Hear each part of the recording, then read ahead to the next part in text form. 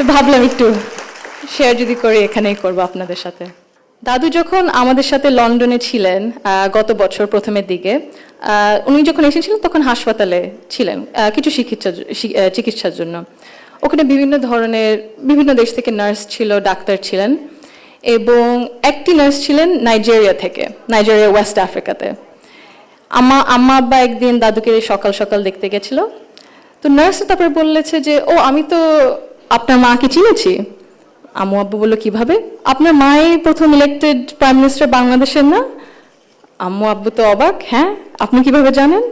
তো নার্স তারপরে বললো যে, আপনাদের যে উনি যে এত কিছু করেছেন এই মেয়েদের শিক্ষার জন্য, specially primary education, food for education, cash for education, এগুলো আমাদের সরকার ওই 35-30 বছর আগে দেখে ইমপ্লিমেন্ট করেছিল।